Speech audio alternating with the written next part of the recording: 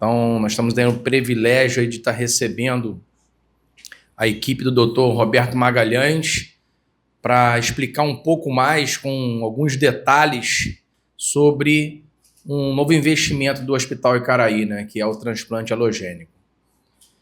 E isso é um passo assim, muito importante para o planejamento estratégico do hospital aí para 2025 e 2026, né? Bom, hoje, com enorme prazer, a gente vai ter a oportunidade de juntar todo o corpo hospitalar para a gente poder debater um pouquinho sobre o transplante alogênico de medula óssea. Como o Léo falou, o transplante alogênico de medula é um investimento do hospital, mas além disso, é um grande passo que o hospital vai dar em termos de complexidade quando a gente parte para fazer esse procedimento. Então, a nossa ideia foi fazer uma sessão um pouco diferente, em módulos, para que a gente pudesse falar um pouquinho de cada tema. Vejam bem, cada um desses temas são motivos de aulas, que poderiam durar 1 hora, para vocês terem noção. Então, hoje é um dia de muito conteúdo. Por isso, também não vou já me alongar muito, para que a gente tenha a oportunidade de passar um pouquinho por todos os assuntos.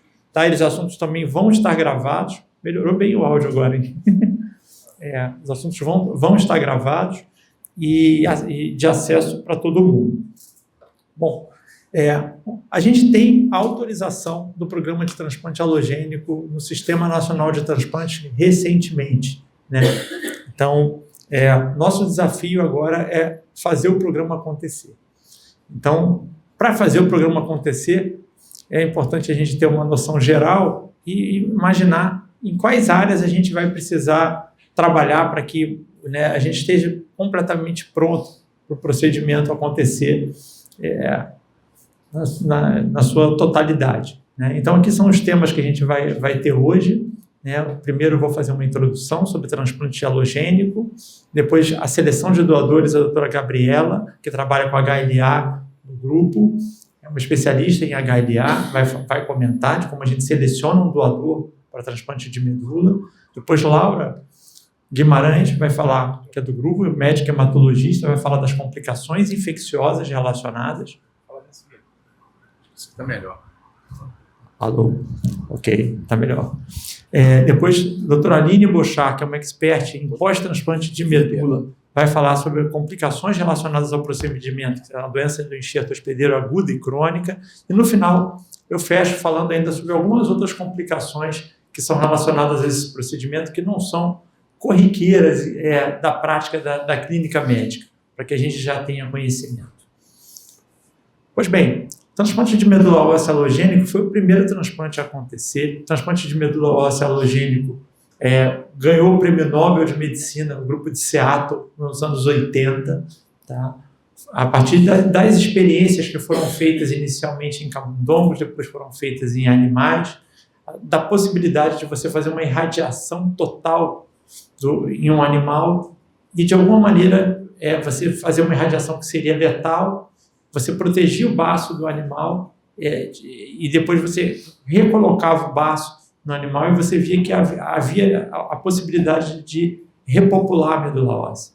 E muito do aprendizado veio da bomba atômica, por incrível que pareça, das complicações que aconteceram com a bomba atômica, que geravam aplasia de medula óssea.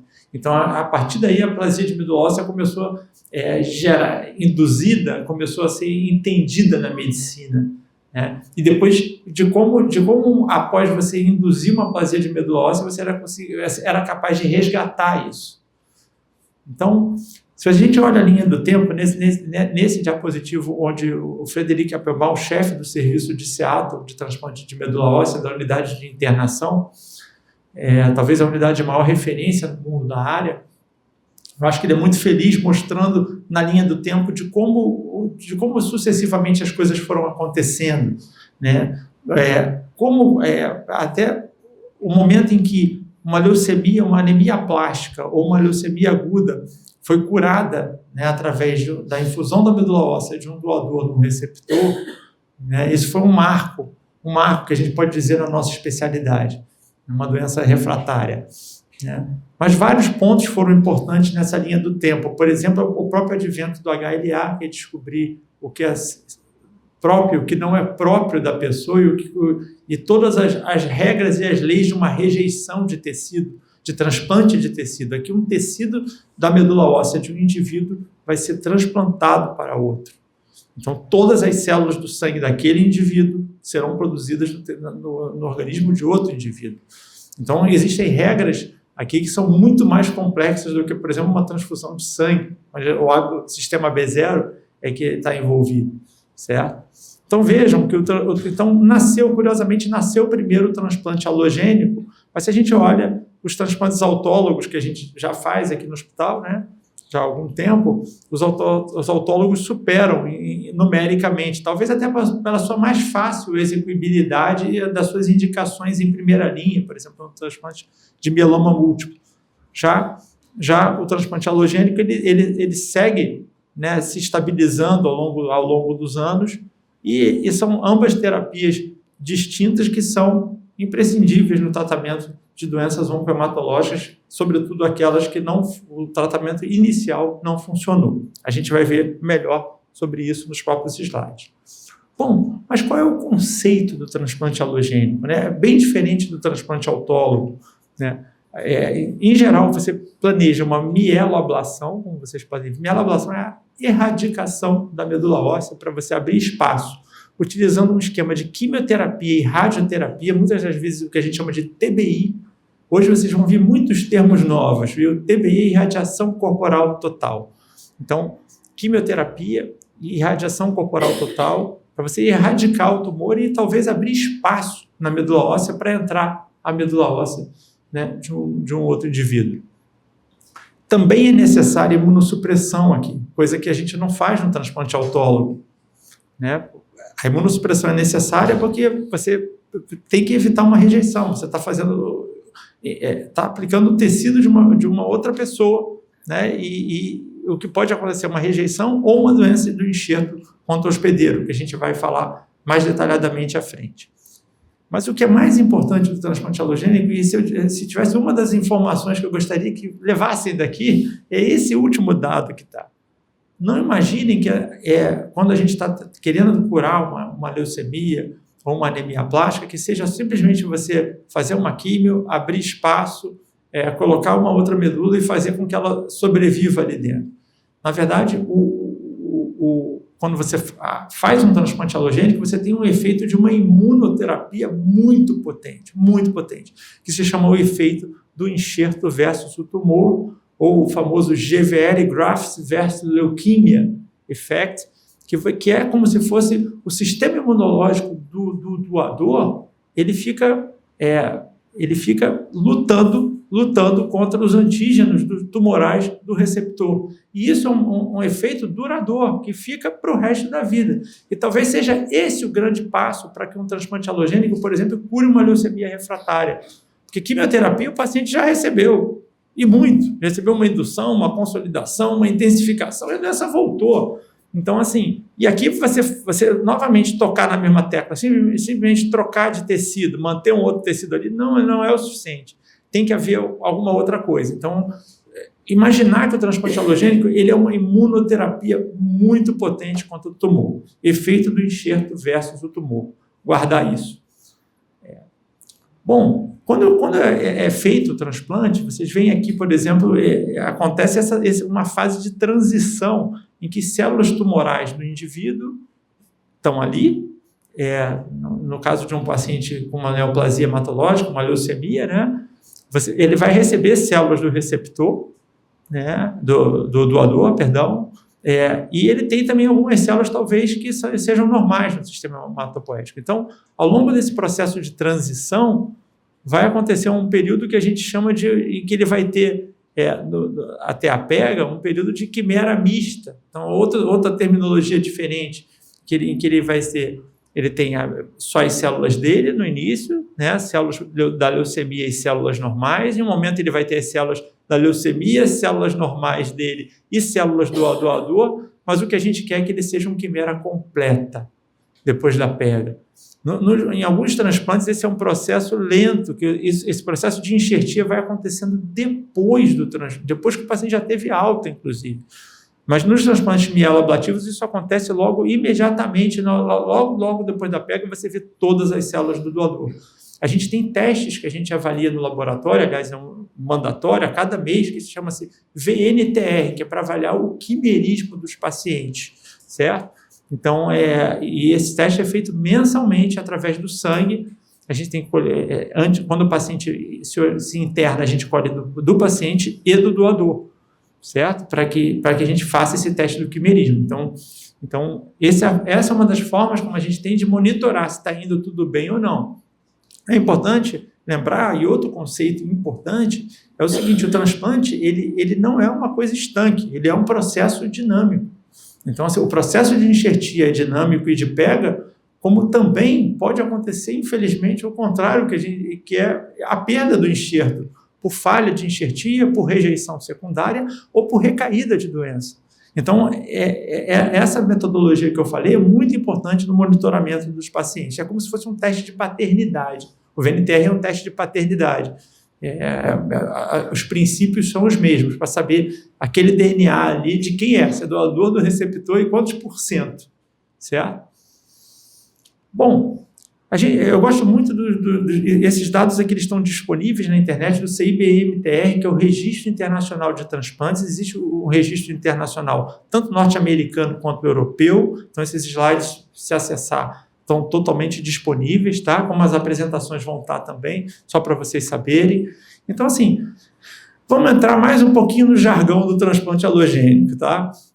Vocês vão ver muitas dessas terminologias aqui. Primeiro, quais são os tipos de transplante alogênico e como eles se classificam de acordo com o tipo de doador, certo? Então, assim, os transplantes eles podem ser transplantes de um doador aparentado, quando é filho do mesmo pai, da mesma mãe, e ele é completamente compatível, 10 em 10, por exemplo.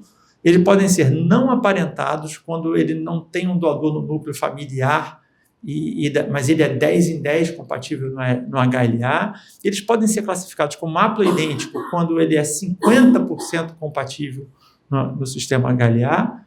Existem algumas outras variedades, que são os mismatches, quando não é totalmente 10 em 10, pode ser 8 em 10. E existem os transplantes de sangue de cordão umbilical. Vejam a curva, por exemplo, assim, quais são os tipos de transplante alogênico mais feitos no planeta Terra, né? Nos Estados Unidos, mas esses dados se reproduzem muito bem pelo registro europeu também. Não há diferença nesse aspecto, tá? Vejam que o transplante não aparentado é o transplante mais executado nos Estados Unidos, se você olhar ao longo do tempo, e vem aumentando um pouquinho. Os transplantes aparentados, eles vêm diminuindo, provavelmente em detrimento dessa curvinha que vocês estão vendo aqui, a azul, que é a do haplo, que vem subindo. O que acontece a Gabriela depois vai explicar, mas para você ter um doador no núcleo familiar que seja aparentado, a chance é de cerca de 25%. Né? Então, o fato de ter irmão não significa que ele é seu doador. Né? Também não há muita relação entre o ABC. Meu irmão tem o mesmo grupo sanguíneo que eu, então ele é meu doador. Também não tem esse significado. É parecido comigo, não, o HLA é outra história. Então, para vocês saberem, e aí vocês vão ver que a terminologia em inglês é MRD, né? Related Marrow, né? Matched Unrelated Donor, Haploidentical Transplant. Então para a gente entender como funciona essa distribuição de transplantes. A gente, inicialmente, na instituição, vai começar com os transplantes aparentados e haploidênticos. Esses podem ser feitos a partir de um doador. Então, estamos à espera para saber se vai haver uma autorização para o transplante não aparentado aqui também, que envolve já um aparato um pouco mais rebuscado com relação à logística de doador no exterior ou nos sistemas REDOME, REREME nacional e sistema internacional de busca. Né? Então, as unidades elas podem ser classificadas, para vocês entenderem, como unidades, assim, de acordo com a autorização no Brasil do Sistema Nacional de Transplantes, as unidades elas podem ser do tipo 1, de transplante autólogo, do tipo 2, de alogênico aparentado, do tipo 3, de não aparentado. Gente, alguém controla o tempo, por favor, que eu sou falador. A gente vai perder o tempo. A gente tem mais ou menos 10 a 12 minutos para cada um. Acho que eu já devo estar estourado. Quais as principais doenças que a gente faz transplante halogênico? Então para vocês verem aqui distribuído em transplante autólogo e transplante halogênico, percebam que a principal indicação de transplante halogênico são as leucemias agudas. Então, leucemia aguda é a principal indicação de transplante halogênico. Seguida de síndromes mielodisplásicas e síndromes mieloproliferativas. Aqui está a leucemia linfoblástica aguda. E o transplante halogênico ele não é apanágio só das doenças oncohematológicas neoplásicas, né? Assim, também doenças benignas, por exemplo, a anemia plástica grave é outra indicação. Outras indicações, principalmente na população pediátrica, são frequentes também, de alguns erros inatos do metabolismo e outras doenças. Tá? Então, percebam que é bem diferente a indicação do transplante autólogo do transplante halogênico. Né? Enquanto mieloma figura aqui como imperador do transplante autólogo, praticamente não se faz transplante halogênico no mieloma, paciente com mieloma múltiplo. No linfoma até se faz um pouquinho de transplante halogênico, mas também não é uma indicação muito, muito frequente. Então, fica no aspecto das leucemias agudas, as síndromes mielodisplásicas, né, e as aplasias de medula, costumam figurar como as indicações mais frequentes. Os transplantes eles podem ser classificados também de acordo com a fonte que é colhida a fonte de células-tronco da medula óssea. Diferente do transplante autólogo, onde a gente sempre colhe a fonte periférica, faz a mobilização da célula-tronco e coleta, no transplante halogênico, a gente tem a outra fonte do doador, que pode ser a medula óssea. Aliás, uma dúvida que às vezes quem não é do ramo fala, o transplante é um procedimento cirúrgico. Não é, né? O que a gente faz aqui é uma quimioterapia em altas doses com uma infusão de terapia celular, né? Uma transfusão é uma terapia celular, o transplante de medula. Se a gente tiver que considerar algum procedimento cirúrgico dentro de um transplante de medula, quem passa não é quem recebe, quem passa é quem doa, que essa pessoa tem que passar pelo centro cirúrgico para fazer múltiplas punções para uma coleta de medula óssea, sob anestesia geral. Então, e daí já vai uma outra informação, talvez a mais importante de todas essa. Não pode acontecer nada com o doador, nunca. Então, assim, não que também tenha que acontecer com quem está recebendo, ou com qualquer um, mas a questão os cuidados têm que ser máximos com um doador de medula óssea. E quando a gente vai fazer esse procedimento, vão internar 2 pessoas. A gente não está acostumado com isso, em geral se interna uma, mas está internada uma linkada com a outra. Né? Então, extremamente relevante. Então, vejam que a fonte periférica ela é muito mais frequente, tá? A fonte de células periféricas é esse vermelhinho aqui, seguido da fonte medula óssea, tá? Seguido da fonte de cordão umbilical, que realmente vem se restringindo cada vez mais a população pediátrica e cada vez menos frequente os transplantes de cordão umbilical. Tá?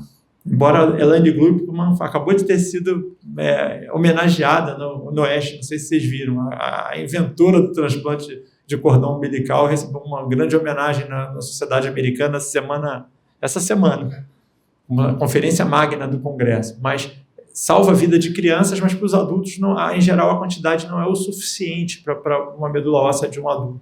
Então, você tem que fazer mais de uma coleta de cordão. Então, e demora muito a pega da medula óssea. Existem nuances com relação a usar uma ou usar outra. Quando a gente usa a medula, a pega demora mais, são 3 semanas. Quando a gente usa sangue periférico, a pega é em 2 semanas. Quando a gente faz o sangue periférico, existe maior chance, maior incidência de doença do enxerto hospedeiro, porque vai mais linfócito no inóculo. Então, também medula, pelo fato de demorar mais o processo de pega, há maior incidência de infecção, porque o tempo de aplasia dos pacientes é maior, tá? Então, existem nuances, mas, assim, em termos de praticidade, é verdade que o sangue periférico é bem mais prático, uma doação periférica, e é por isso que vocês estão vendo aqui, o mundo faz mais sangue periférico. Embora o grupo de Seattle advoga muito que, se você quiser reduzir as taxas de doença enxerto hospedeiro, a Aline depois pode comentar sobre isso, que se use mais medula óssea na coleta dos pacientes. Tá?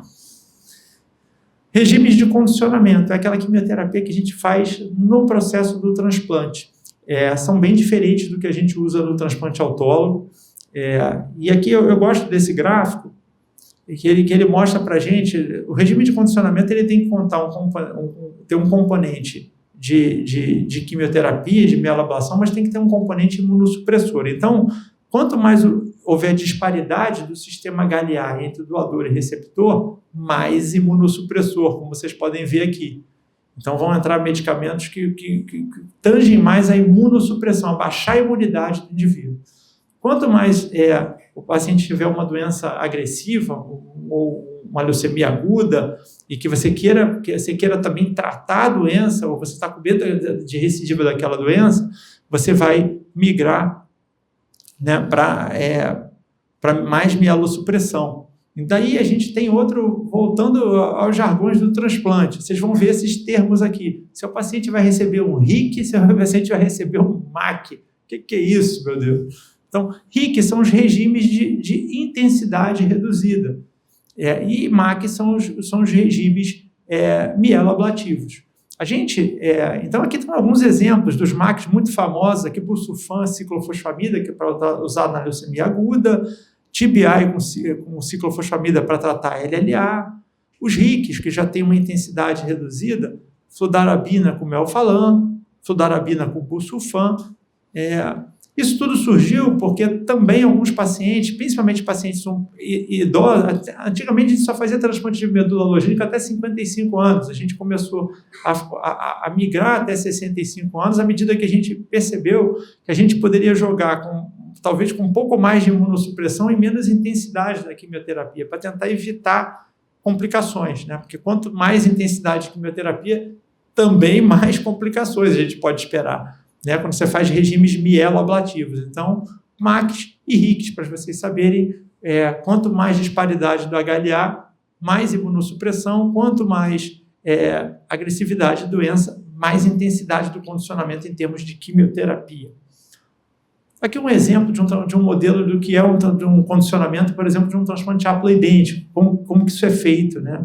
O paciente, veja, isso aqui é clássico, é o protocolo de Baltimore, que foi quem descobriu o transplante haploidêntico.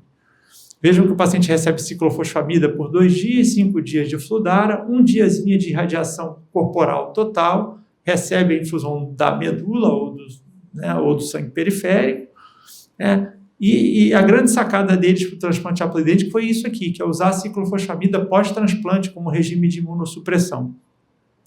Então, só para mostrar o desenho de um regime de condicionamento em que a gente faz uma contagem regressiva, menos 6, menos 5, menos 4, D0 é sempre o dia da infusão da medula. E aí começa nesse negativo e depois, sempre importante no haplo lembrar que no D3 e D mais 4 vai ter a ciclofosfamida pós, quer dizer, não acabou a químio, tem uma químio ainda pós-infusão da medula óssea. Bom, e o que a gente faz, né, para tentar prevenir que a doença enxerto hospedeiro aconteça, junto com o regime de condicionamento? Como eu falei, isso não acontece nas outras modalidades de transplante, a gente tem os esquemas de profilaxia de doença enxerto. Então, o clássico é esse aqui, que é a ciclosporina, né? Ele é um medicamento da classe do inibidor de calcineurina. Os pacientes tomam ciclosporina até pelo menos 6 meses depois de um transplante. Durante a fase hospitalar fazem insulina endovenoso, tem que fazer dosagem sérica disso daí, tá? Costumam começar no D-1, um dia antes da infusão começa a ciclosporina e vai até 6 meses depois, tá? É um medicamento que tem lá suas interações medicamentosas, né? Tem que ser dosado, tem seus efeitos colaterais importantes a serem observados. É um dos grandes motivos depois do transplante ter o acompanhamento no day clinic. A gente tem também a timoglobulina. Se a gente falar em transplante não aparentado, todos os estudos mostram que a timo tem que ser feita. Então, além do esquema clássico, os pacientes em transplante não aparentado recebem a timoglobulina. Então, vejam, num transplante desaparentados, além do regime de condicionamento, o paciente vai receber ali ciclosporina com metrexate, que costuma ser nesse dia 1, dia 3, dia 6, podendo ser feito no dia 11 também, pós-transplante. Nos transplantes não aparentados, a mesma coisa, mais a timoglobulina, misturada com regime de condicionamento, mas nos transplantes haploidênticos a história é outra.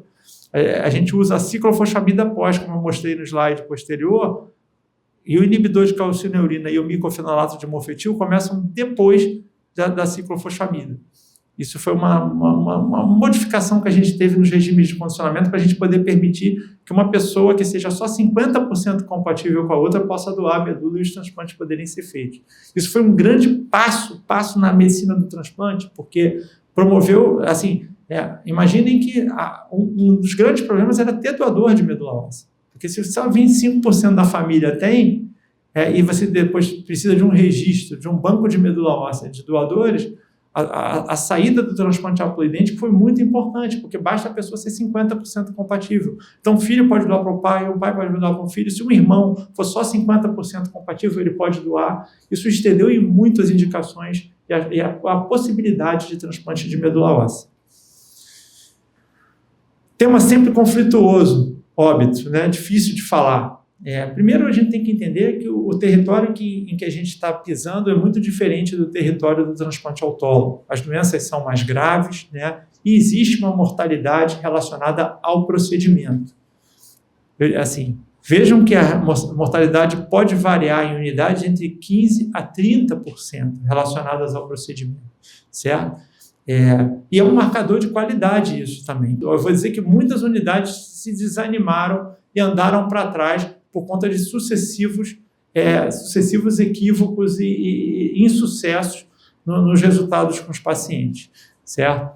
Então, assim, por isso aqui o passo é um passo maior quando a gente vai para o transplante autólogo. Quando a gente olha as causas de óbito, elas, na grande maior parte das vezes, quando a gente olha até 100, assim, os primeiros 30 dias, né, a gente contabiliza os transplantes até o D+30, D+100, né, são os momentos em que a gente quer saber se o paciente conseguiu pular esses 2 muros, que são os muros principais no transplante halogênico. Então, assim, percebam que ela pode, cerca de 24% dos pacientes, eles têm, aqui está escrito como falência orgânica, né, e mais 25% por conta de infecção. Então, quer dizer, infecção na fase aguda é um problema, né? Até o D+100. Então, quer dizer, o óbito inicial por toxicidade relacionado ao procedimento é o que figura, né? Tendo a doença de enxerto também, uma fatia razoável, como vocês podem ver. Infecção, falência orgânica múltipla e doença enxerto hospedeiro, né? Acho que a gente pega aqui uns 60%, mais ou menos, um pouco mais. Quando a gente vai avaliar por que um paciente perdeu sua vida depois de um transplante mais na frente, a imensa maioria das vezes é por recidiva. Então, o que fala para a gente? Que a gente tem que ter um cuidado muito grande entre o D30 e o D+100 com os nossos pacientes para evitar, talvez, óbitos por toxicidade que poderiam acontecer, embora algumas situações a gente sabe que são inevitáveis, né? E cuidar muito do paciente no período pós-transplante, na dinâmica do transplante, não simplesmente transplantar ele embora para tentar prevenir ou então se antecipar se o paciente estiver dando qualquer indício que ele possa ter recidivo. Uma das perguntas que os pacientes fazem para mim no consultório é: doutor, eu vou fazer meu transplante de medula e é 100% de chance de eu ficar curado. Resolvi para sempre minha doença. Olha, essa pergunta é muito difícil de responder, porque isso não é verdade. Aqui não, vejam bem, aqui não está dizendo que 50% de todos os pacientes recaem, não, tá? Não é isso, não é essa informação. Mas quando alguém vem a óbito, a informação é que quem vem a óbito mais tardiamente, na maior parte das vezes é por conta da própria doença que voltou, certo? Então, só para explicar melhor esses gráficos aqui, para a gente fazer a interpretação. Então, recidiva é um problema no período pós-transplante.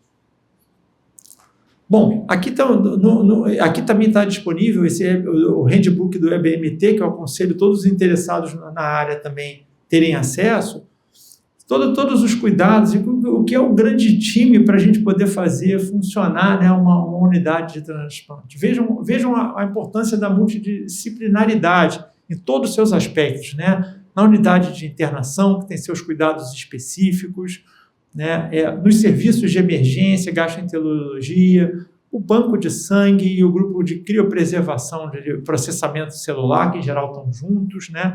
O laboratório, que precisa se adaptar as necessidades do tempo e dos exames específicos, muitas das vezes de alto custo, que são necessários nessa população de pacientes, né? A farmácia, que tem que, junto com a gente, batalhar para conseguir os medicamentos que são necessários, alguns às vezes são urgentes e de alto custo para serem feitos, certo? O expertise do grupo todo, né? Posso falar do todo para poder fazer com que o transplante seja bem sucedido. Estou terminando aqui, então só para a gente mostrar, a equipe multidisciplinar é algo fundamental. Certamente eu esqueci alguns nomes aqui, não especifiquei alguns nomes, mas assim, imagino que enfermagem, médico, fisioterapia, nutrição, farmácia, odonto, hemoterapia, o grupo da criopreservação, quando se trata de um paciente que vai vir transplantar, vão ter que se reunir antes para poder debater esse caso. E aqui, olha, é como se a gente fosse projetista, tá? Como se a gente fosse fazer um projeto juntos, sabe? E eu diria que o pré-TMO, outra coisa curiosa, talvez o período, embora, claro, o período hospitalar é muito importante, me preocupa mais sempre no programa de transplante alogênico o período pré e o período pós-transplante de medula. Porque no período pré, a gente tem que visitar tanto o receptor e o doador, olhar os exames deles, olhar o estado de saúde da pessoa na sua plenitude, né? A gente tem que avaliar os riscos dos exames, isso faz parte da função da equipe multidisciplinar, né, na consulta, cada um dando sua visão das coisas e já se antecipando a potenciais problemas, porque aqui não é hora de descobrir nada. A hora de descobrir as coisas é aqui, e prevenir. Né? Esse é um procedimento que ele pode ter um custo X, ele pode ter um custo 100X, se a gente deixou talvez de prestar atenção numa coisa aqui. Tá? A estratégia que a gente vai definir naquele transplante vai ser um transplante mieloablativo, não vai ser não mieloablativo, vai ser fonte periférica, vamos levar para o centro cirúrgico para coletar a medula. O que a gente vai fazer? É aqui que a gente decide. Né? A gente vai coletar exames, esses são os exames básicos que todos os pacientes fazem. Assim, o HLA é imprescindível, requer um especialista, uma equipe de HLA para poder avaliar. E, claro, todo o tipo de doença também define muito da estratégia do que a gente vai fazer. O período intra-hospitalar, né, é um período em que a gente tem que ter um hospital com vigilância 24 horas. Né, nos andares é um procedimento que não é feito em unidade de tratamento intensivo, no CTI, não é feito ele é feito num quarto do andar, com filtro EPA, com algumas especificações com enfermagem. É importante que o plantão tenha ciência disso, porque o plantão vai ser acionado certamente nos períodos noturnos.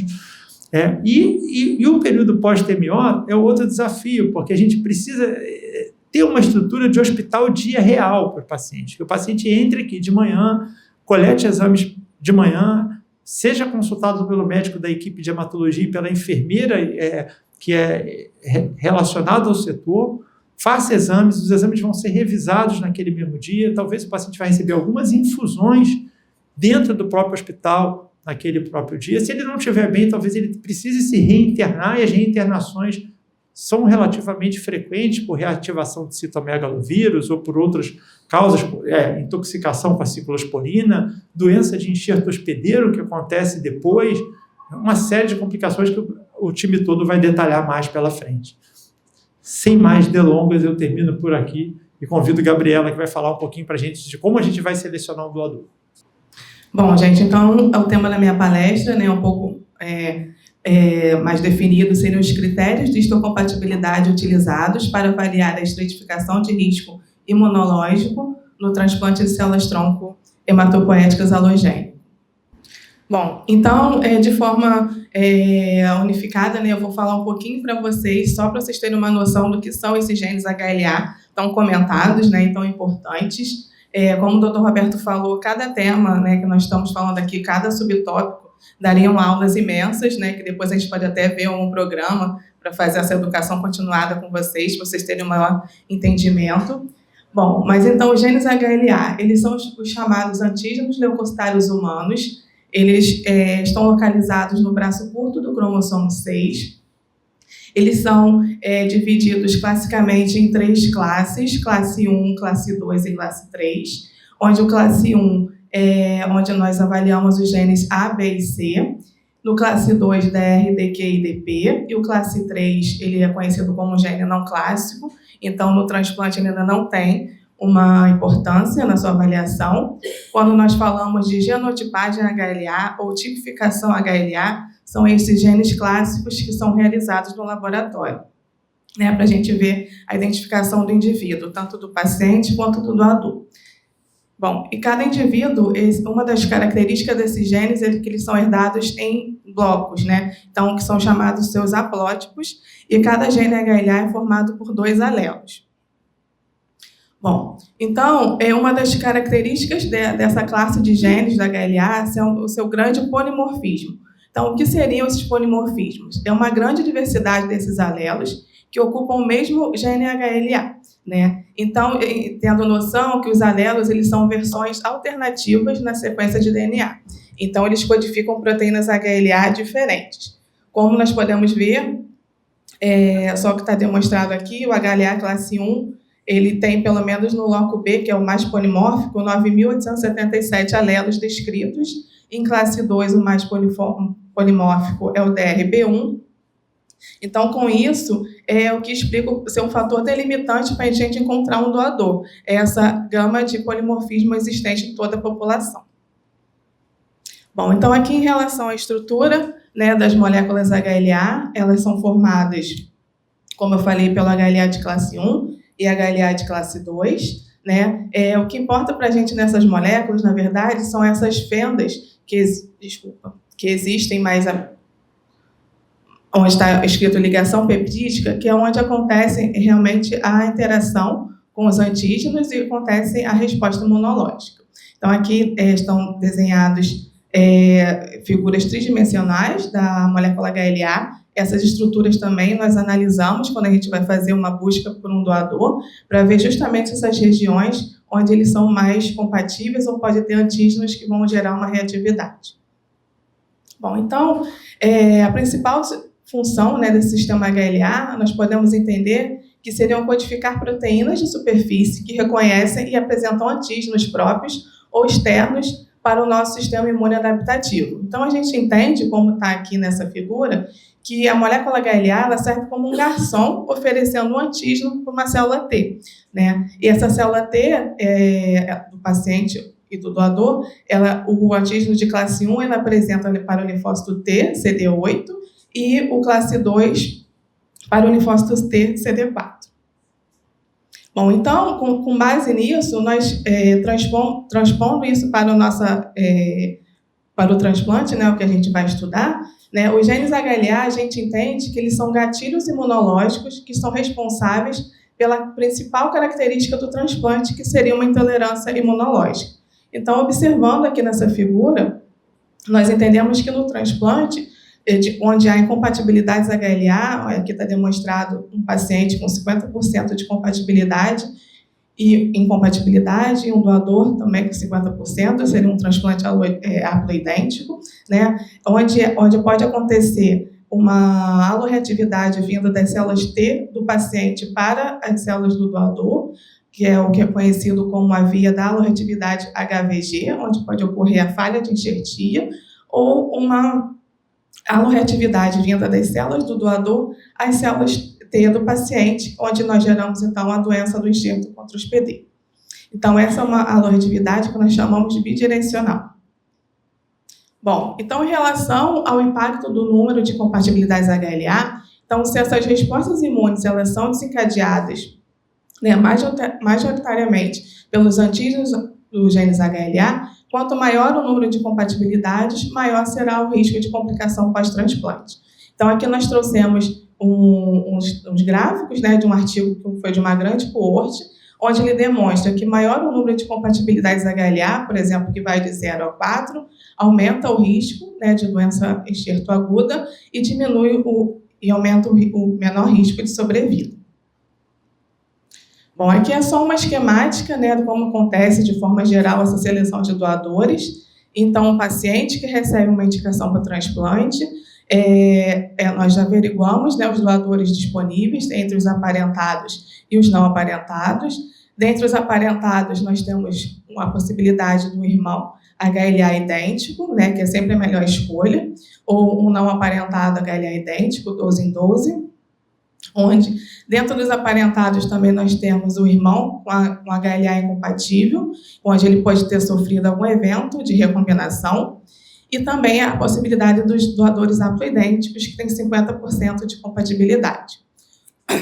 Entre os doadores não aparentados, temos o NAP incompatível, que seriam aqueles com algum grau de compatibilidade, e as unidades de cordão umbilical, como o Dr. Roberto falou. Bom, então, todos esses que têm compatibilidades, nós temos que ver que eles são doadores, então, alternativos daquele paciente, tá?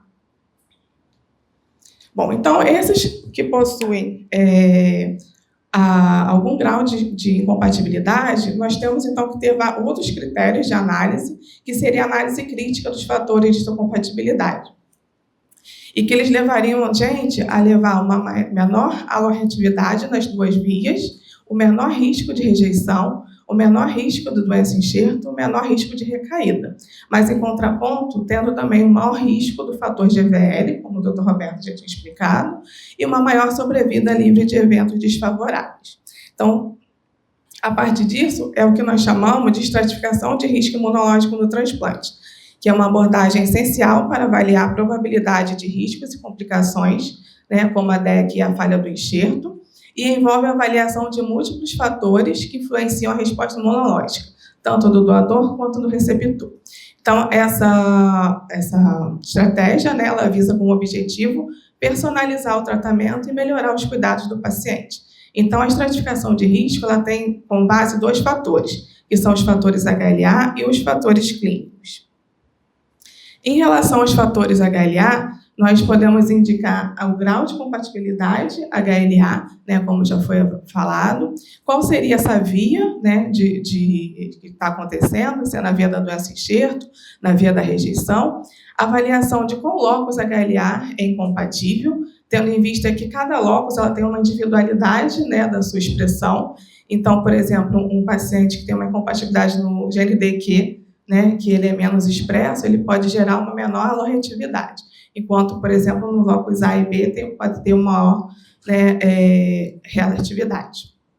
A permissividade do gene DPB1, que hoje em dia nós avaliamos 3 modelos, né? Esses 3 modelos eles estão a ver com a aloreatividade, juntando em grupos permissivos e não permissivos. É importante a gente entender que permissividade não é sinônimo de match, né? E esse gene ele tem um grande grau, né, do transplante que a gente consegue manejar um efeito DEC com um efeito GVL. Mais recentemente, nós fazemos a análise também do HLA-B líder, que é um dimorfismo na sequência do exon 1, que segue com uma avaliação de um peptídeo metionina ou treonina na base desse gene, né? A metionina está relacionada a pior desfechos de uma doença enxerto grave, e a avaliação do PRA, que é uma imensidade de estudos que a gente tem que fazer, né, onde nós avaliamos o painel dos anticorpos anti-HLA, no intuito de identificar principalmente a presença de antígeno doador específico, né, anticorpo doador específico, desculpa. Então, esse anticorpo é visto se ele é aceitável, se não é aceitável, se ele requer um monitoramento pós-transplante, se precisa fazer uma dessensibilização, tudo isso é conversado e passado para a equipe clínica, né? E os anticorpos anti-HLA, eles estão relacionados principalmente com a falha do enxerto.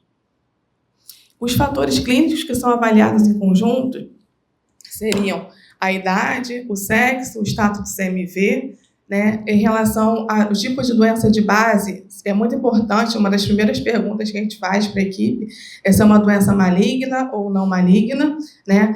Tendo em vista que uma doença maligna, uma doença não maligna, um DSA fraco, ele já foi visto, né? Tem vários estudos relatando que tem um efeito deletério maior, então esse anticorpo tem que ser acompanhado pós-transplante, né? Assim como a permissividade do gene DPB1 também. Enquanto na doença maligna a gente sempre prefere um DP permissivo, onde ele vai gerar uma resposta e que vai gerar um efeito GVL, enquanto em doenças malignas talvez não seja necessário, né? A gente pode até encontrar um match nesse gene.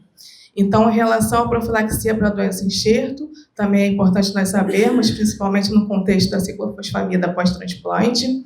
Em relação ao regime de condicionamento, se ele é mieloablativo, se ele é de condicionamento intensidade reduzida, se ele é não mieloablativo, tudo isso por conta da sobrevivência das células imunológicas, das células C, B de memória, que também tem um impacto direto na avaliação do DSA.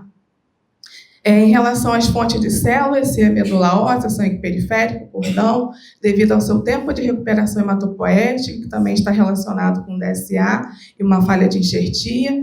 Por exemplo, no sangue periférico, ele recupera mais rápido, então o DSA fraco teria uma importância, né, e também vai um número maior de células, então é importante esse acompanhamento mais de perto nesse paciente. Um tipo de doador, o tipo de doador que seria alternativo, isso é muito importante, porque cada critério desse que eu falei, ele gera uma interpretação diferente devido aos seus critérios imunológicos que seriam distintos, né? Então, por exemplo, um DPB1, um transplante não aparentado, ele é totalmente diferente de uma interpretação para um TX-APO, né, devido aos protocolos que são utilizados. Bom, então esse aqui é o panorama, né, do nosso trabalho, que a gente já faz em conjunto com a equipe de HTN, né? Então, o paciente que ele tem indicação do transplante, a equipe médica nos passa, né, o contato desse paciente, a gente entra em contato para saber um pouco da história dele, familiar, né, o que ele tem de doador disponível na família. A gente também procura saber quais os exames HLA que às vezes ele já tem pronto, e a gente indica, né, junto com o médico, quais que eles precisam fazer, né, adicionais. A gente faz esse gerenciamento dos exames de histocompatibilidade, né, tendo uma noção desde a coleta até a realização desses exames, sempre em contato com o laboratório que faz, recebendo os resultados, né, e analisando todos esses exames em conjunto, que são exames de tipagem HLA, de pesquisa de anticorpos, né, às vezes é necessário fazer uma prova cruzada, então são inúmeros exames que têm que ser analisados não unicamente, mas em conjunto, né? Além disso, nós também fazemos um suporte ao REREM e ao REDOME, né, que a gente auxilia o médico ao cadastramento desse paciente no REREM, faz desde esse auxílio, a inscrição, como também a gente pega para a gente essa parte de ter o contato com o REDOME, ver a lista de doadores que são selecionados, faz toda uma avaliação de risco dentre esses doadores, informa para a equipe médica qual que seria o melhor doador, né? A partir de então, a gente volta para o REDOME com essa informação, faz todo o ORCAP até a seleção desse doador e a chegada do produto, né, de infusão aqui no hospital, em contato também com o laboratório de hemoterapia que cuida do tratamento dessas células-tronco quando chega, né? Tudo isso é baseado nessa avaliação de estratificação de risco dos doadores, né, que nós fazemos com base em tudo que eu tinha falado. Como eu falei aqui de uma forma muito abrangente, mas é uma coisa muito mais detalhada, né? E, por fim, a gente emite um parecer técnico, né, de toda essa estratificação de risco, envia para a equipe médica, isso tudo é anexado em prontuário médico. Bom, aqui eu só vou falar um pouquinho para vocês, né, que é uma área nova que vem crescendo, que a gente está inserido, que é o papel do imunogeneticista, né, no transplante. Então, a gente está aqui para dar um suporte entre o laboratório de HLA, que às vezes são exames que os médicos têm um pouco de dificuldade de entender, aquela sopa de letrinhas, aquele monte de código, né? Então, para traduzir isso para eles, auxiliar nessa questão da estratificação de risco, né, com a equipe médica, e também com isso auxiliar o centro transplantador.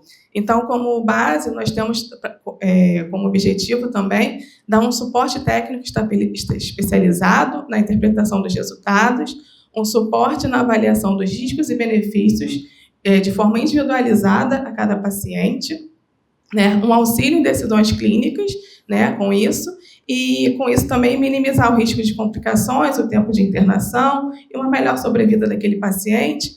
E também nós temos a questão da educação continuada que nós oferecemos para a equipe.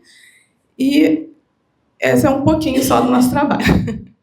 Tá? Eu gostaria de agradecer. Essa daqui é a minha amiga, Ana Paula Vilela, a minha parceira de trabalho, que divide comigo todo esse amor pela imunogenética há mais de 10 anos, né? e toda a equipe de HTN que nos acolheu, que acreditou no nosso trabalho, em especial o Dr. Roberto Magalhães, né, que já há mais de 3 anos nós estamos juntos e tem dado super certo, graças a Deus, e esperamos continuar. Então, como o Roberto falou, são temas que a gente poderia ficar aqui mais de 1 hora falando. As complicações infecciosas no transplante é um tema muito extenso, então eu vou falar bastante superficialmente, uma breve introdução sobre o tema. Então, por que é tão comum esses pacientes terem infecções durante o processo do transplante alogênico? Primeiro, pela neutropenia prolongada, induzida tanto pela quimio quanto pela radioterapia durante o condicionamento, né, que é a quimioterapia que antecede a infusão das células, e pela imunossupressão para prevenção da doença do enxerto contra-hospedeiro, que a Aline vai explicar um pouco melhor. E quais vão ser os fatores de risco? A intensidade do condicionamento, quanto mais intenso, mais suscetível o paciente fica. O tipo de doador, se vai ser aparentado, não aparentado. A idade avançada, quanto mais idoso, mais suscetível também esse paciente fica à infecção.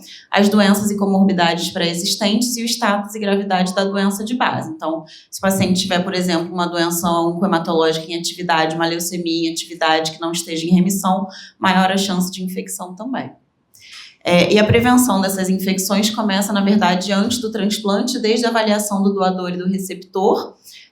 O receptor vai ser avaliado com todos os exames laboratoriais possíveis, hemograma, bioquímica, função renal, hepática, função tireoidiana, função cardíaca com eletrocardiograma, ecocardiograma, função pulmonar com espirometria, imagem de tórax com raio-x, de preferência tomografia, tanto para avaliação de infecções pré-existentes, como para a gente ter uma imagem de base comparativa com imagens posteriores que a gente precisar fazer depois.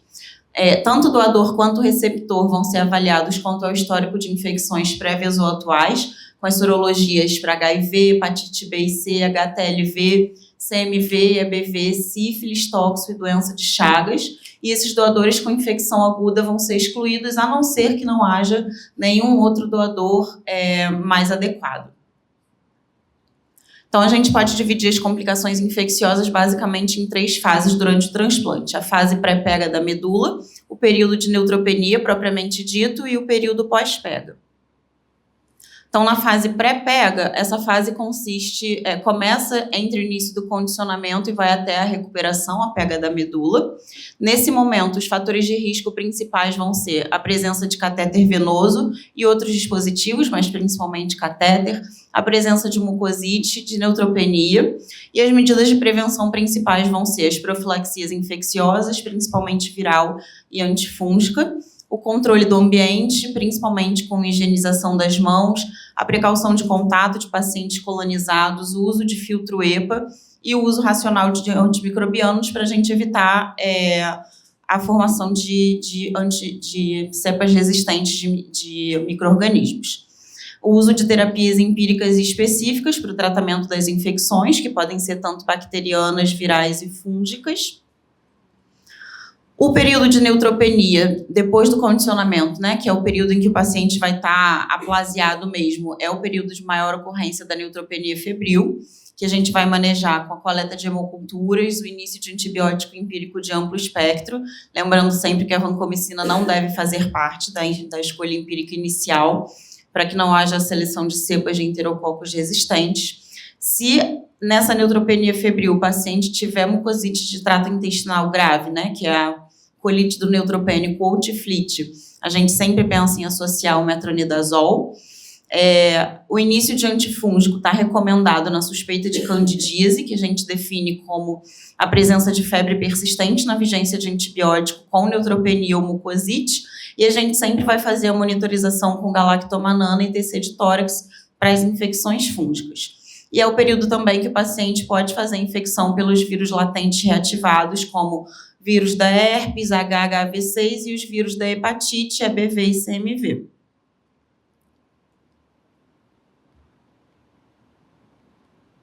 Por último, no período pós-pega, né, depois que já houve a enxertia, pega da medula, o paciente vai estar nesse período suscetível à infecção ainda pela lenta recuperação, tanto da imunidade humoral quanto celular, pelo uso das medicações imunossupressoras nesse momento, para evitar a doença do enxerto contra o hospedeiro, pela hipogama-globulinemia, às vezes precisando repor imunoglobulina, se ele tiver IgG menor que 400, geralmente, pela ocorrência de DEC crônica, valor de células CD4 menor que 50.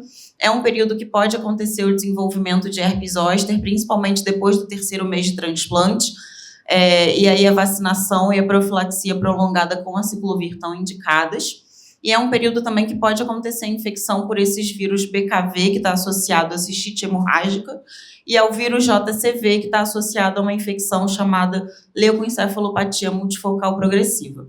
Mas aí o tratamento dessas infecções já é um pouco mais específico. Era isso, uma breve introdução sobre as complicações infecciosas. Eu vou passar a palavra para a Aline agora falar sobre a doença do enxerto contra o hospedeiro. Então, a doença enxerto contra o hospedeiro, né, o Roberto, todo mundo, todas as aulas falam de doença enxerto contra o hospedeiro, que é aquilo que vai acontecer só lá depois que o paciente tem a alta do hospital, né, depois que ele teve a pega, ele acha que está tudo bem, que agora ele vai ficar bom, e na verdade, vem a surpresinha, que é a doença enxerto contra o hospedeiro. Então, né, por definição, é uma condição que acomete os pacientes que são submetidos ao transplante alogênico. É uma síndrome onde parte das células imunocompetentes do doador, responsáveis pelo efeito GVL, que é aquilo que a gente quer, né, que é a proteção contra a doença de base, também reconhece como estranhas as células do receptor, como, por exemplo, a pele e o fígado, gerando desordens multissistêmicas denominadas doença do enxerto contra o hospedeiro. Então, essa é uma condição que contribui significativamente para a mortalidade relacionada ao transplante, né? E até o presente momento não é possível dissociar na prática clínica esses ambos efeitos, o efeito GVL e o efeito DASH. Então, qualquer estratégia para você diminuir a DASH, você acaba também diminuindo o efeito GVL e com isso você aumenta o risco de recaída no pós-transplante. Né? Então, a DASH, especialmente na forma crônica, ainda permanece um alto preço a ser pago pelos pacientes na cura da malignidade. E a incidência, né? Aproximadamente 50% dos receptores de transplante vão desenvolver algum grau de doença enxerto, tá? Que vão impactar aí na mortalidade dele e na qualidade de vida. Os dados publicados quanto à incidência e gravidade da doença enxerto crônica são bastante heterogêneos, mas estima-se que de 60% a 80% dos sobreviventes a longo prazo do transplante apresentam ou vão apresentar algum grau de atividade de doença com indicação de terapia imunossupressora por longo prazo, podendo chegar de 5 a 7 anos. Então, os subtipos de doença enxerto, né? A divisão de doença enxerto em aguda e crônica, ela foi classicamente dividida com um critério temporal, antes e depois do D+100 do transplante. Né? No entanto, essa divisão ela foi revista recentemente, valorizando mais o quadro clínico, em detrimento do momento de surgimento desses sintomas. Então, aqui é um gráfico que pode mostrar para a gente, por exemplo, aqui a gente tem um marco do D+100. O paciente ele pode não ter tido doença enxerto aguda antes do D+100, mas se ele apresentar sinais e sintomas compatíveis com DASH aguda depois do D+100, ele vai continuar sendo classificado como portador de doença de enxerto aguda de início tardio. Da mesma forma, se ele teve doença do enxerto aguda antes do D+100, que foi resolvida, e que depois do D+100 ela retorna, continua sendo chamado de doença do enxerto aguda. E da mesma forma, se ele tem uma doença do enxerto aguda que ultrapassa a barreira do D+100, ela continua sendo chamada de doença do enxerto aguda também. E aqui as esferas mostram que a gente pode ter overlap, características de doença do enxerto aguda coexistindo com características de doença do enxerto crônico. Então, falando especificamente da doença do enxerto aguda. Classificação original, como eu já disse, desde a década de 70, utilizava apenas o critério temporal. E a partir de 2005, os pacientes que apresentavam a síndrome clínica antes do D+100 foram considerados portadores de doença do enxerto aguda clássica, e se surgisse depois do D+100, geralmente após a redução da imunossupressão, é classificada como doença do enxerto tardia, persistente ou recorrente. A doença do enxerto aguda ocorre classicamente no período imediato pós-transplante, paralelamente à pega. E a gente também tem uma condição de doença enxerto aguda muito inicial nesse momento de pega que pode ser chamado de DEC hiperaguda, ali por volta do D14. E quais são os fatores de risco principais? Gabriela falou, disparidade na compatibilidade HLA entre doador e paciente. Doador e paciente de sexos diferentes, doadores femininos indicam maior chance de doença de enxerto pós-TMO. Intensidade do regime de condicionamento, regimes mieloablativos, tem mais chances de doença do enxerto. O regime profilático utilizado, que já foi falado, a gente vai falar um pouquinho de novo, e a fonte de células progenitoras, né? O sangue periférico, com mais chance que a medula e mais chance que o cordão. E a comorbidade pré-transplante também influenciam. Apresentação clínica. A pele, o trato gastrointestinal e o fígado são os principais órgãos afetados na DESH aguda. As manifestações clínicas costumam apresentar rash cutâneo, característica como um grande queimado, vou mostrar algumas fotos, náuseas, vômitos, dor abdominal, cólica, diarreia e alterações laboratoriais tipo colestase no acometimento hepático. A DESH aguda cutânea, né? Então, a pele é geralmente o primeiro órgão acometido, né, com as seguintes características: rash nas regiões de nuca, orelha, palmas e plantas, com erupções cutâneas, vermelhidões, bolhas e úlceras. Às vezes é bastante pruriginoso, pode doer, e na forma severa assemelha-se à síndrome de Stevens-Johnson, com lesões bolhosas secundárias à necrose da epiderme. A classificação da doença do enxerto cutânea, ela vai ser de acordo com o grau de extensão do acometimento do corpo, como se calcula também no acometimento do grande queimado, de acordo com a superfície corporal. Então, menor que 25, grau 1, entre 25 e 50, grau 2, estágio 3, maior que 50%, né, generalizado, e o estágio 4, com a formação de bolhas. Aqui algumas fotos que mostram esse rash logo ali no período da alta do paciente, ali por volta do D+25, o paciente já tendo alta, ele foi para casa, na primeira semana que está retornando ao hospital no Day Clinic, ele pode chegar assim, vermelho, falar que está começando a coçar, tá? O rosto, as orelhas, as mãos. E ali a última imagem já é um quadro mais severo, né? Que é aquele estágio 4 com cometimento de necrose da epiderme, que é a Stevens-Johnson. A doença aguda do trato gastrointestinal, ela pode ser ainda subdividida no acometimento do trato superior e do trato inferior. Superior vai ser característico, né? As náuseas, o vômito, a anorexia, e do trato gastrointestinal inferior, a dor em cólica, a dor abdominal com diarreia. O diagnóstico ele tem que ser confirmado por exame histopatológico, né, endoscopia, colonoscopia e retossigmoidoscopia. E nesse contexto, também nesse período, as infecções são parte do diagnóstico diferencial, como reativação de CMV, toxicidade de condicionamento, e às vezes está tudo coexistindo junto também, né, a doença do enxerto gastrointestinal, junto com a infecção por CMV. A classificação já da DESH do trato gastrointestinal vai ser, é difícil você fazer isso na prática, mas classicamente assim que os guidelines apontam, é pelo volume da diarreia, tá? Também do estágio 1 a estágio 4. A doença hepática, né, ela geralmente é acompanhada de manifestação cutânea ou gastrointestinal. Dificilmente a gente vai ter uma doença hepática isolada, né? E o padrão de colestase com aumento de bilirrubina. E assim que a gente também classifica a doença enxerto hepática de acordo com o grau da bilirrubina. Aqui é uma classificação global da doença do enxerto aguda, né? Você classifica como é que você está na pele, no fígado e no trato gastrointestinal, mistura tudo, classifica e vê como é que está a classificação da DESH aguda, tá? Então, grau 0, eu não tenho doença. Grau 1, eu vou ter acometimento de pele sem estar acometimento, fígado ou trato gastrointestinal, e uma pele até grau 2 apenas. E o estágio 2, eu vou ter uma pele grau 3 e um fígado e o intestino no máximo grau 1, e assim sucessivamente. O tratamento, né? O tratamento da doença enxerto grau 1, lembrando que grau 1 eu vou ter provavelmente uma doença enxerto cutânea com menos de 25% de acometimento de pele.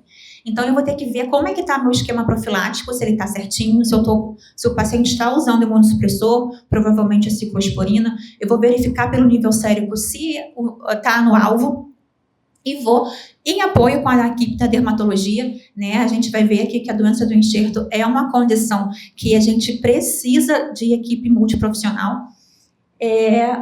Aí na condução dos tópicos dermatológicos, corticoides, emolientes, hidratantes, os antihistamínicos para controlar o prurido. E o objetivo é controlar o acometimento cutâneo. Nessa condição, como eu falei, não vai ter lesão hepática ou do trato gastrointestinal e não há, no momento, ainda indicação de imunossupressão sistêmica. A partir do momento que a gente vai para a doença intestinal global, grau 2 a 4, ainda com uma exceção alguns autores classificam o 2A, que seria o acometimento do trato gastrointestinal superior, apenas com náuseas, anorexia. Também existem corticoides de uso enteral, de ação tópica. Então, também tentando livrar o paciente um pouquinho da imunossupressão sistêmica. Mas passou desse muro, a gente tem que colocar a imunossupressão sistêmica. O paciente vai ter que ser reinternado, a imunossupressão que está oral, ela volta a ser venosa, no caso da ciclosporina, ou do tacrolimus associado a corticoide, no caso metilprednisolona de 1 a 2 miligramas quilo dia. E também o suporte, né? No caso na pele, hidratantes, corticosteroides tópicos, no fígado, pensar em Ursacol, que já vai estar usando, na verdade, também, no acometimento de doença gastrointestinal importante. O paciente, às vezes, pode evoluir com nutrição parenteral total, uso de octreotide. O paciente começou a usar o corticoide, a gente vai ter que avaliar se ele vai estar respondendo a esse procedimento. Então, ali, depois dos 3 dias, ele pode não melhorar, e depois dos 7 dias, se isso se confirmar, mostra que ele está sendo refratário ao uso do corticoide. Tá? E a gente vai ter que começar a pensar no tratamento de segunda linha.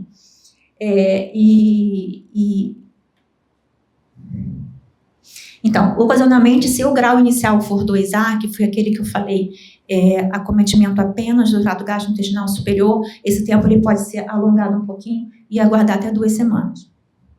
E quais são as opções de tratamento de segunda linha? Os principais para doença enxerto aguda é um procedimento chamado fotoaférese extracorpórea, né, que o paciente ele coloca um catéter de Hickman, por exemplo, e ele tem que frequentar ou esse serviço ele está presente no hospital ou eles têm que ir a um local que esse serviço é prestado, que vai ter que acontecer ali uma espécie de uma aférese. Esse sangue ele é irradiado, vamos dizer assim, naquela máquina e ele volta, né, com os linfócitos T inativados. Então, gera uma equipe multidisciplinar de alto custo.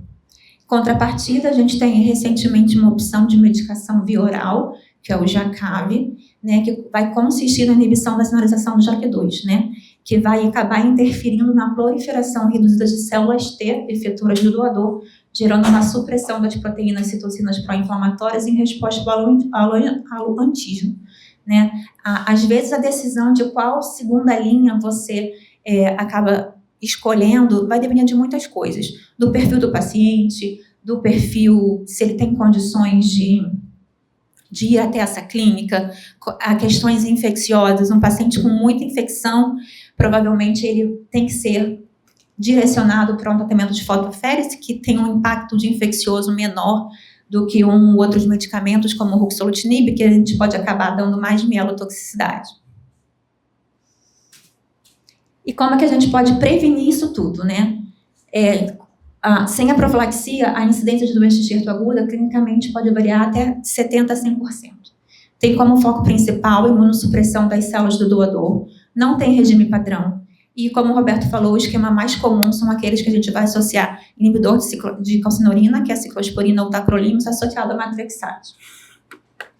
Principais efeitos colaterais: nefrotoxicidade com magnésio baixo e hipertensão. Estou falando aqui mais da ciclosporina. Né? E os efeitos colaterais graves incluem microangiopatia trombótica e neurotoxicidade. Então, a combinação de ciclosporina e matrixate é o regime de profilaxia para doença enxerto aguda mais usado e o mais comum nos pacientes que recebem um TMO mieloablativo.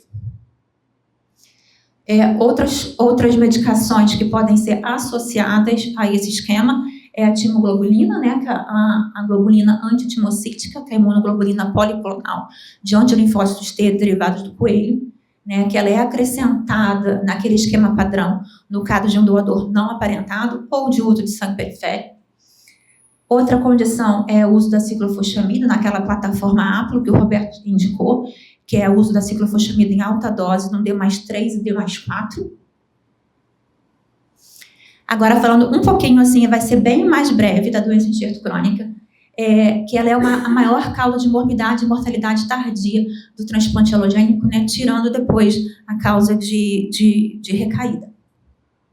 A complicação imunológica que se assemelha a doenças autoimunes, com manifestações clínicas da doença do colágeno, como líquen plano, ceratoconjuntivite seca, xerostomia, policirosites, esofagite, estenose de esôfago, ulcerações e estenoses vaginais, doença hepática obstrutiva intrahepática, doença pulmonar obstrutiva, esclerodermia, fasciite, miosite, né? E são condições que geram um impacto na qualidade de vida do paciente. Como fisiopatologia, a causa primordial é a interrupção da tolerância central e periférica, com envolvimento de linfócitos B e T, gerando inflamação crônica e dano tecidual persistente, que evolui com deposição de colágeno ou fibrose, gerando as sequelas. Então, para a gente fazer um diagnóstico clínico de doença enxerto crônica é até difícil. Então, várias tabelas foram criadas para auxiliar a gente nessas avaliações que devem ser feitas a cada visita do paciente.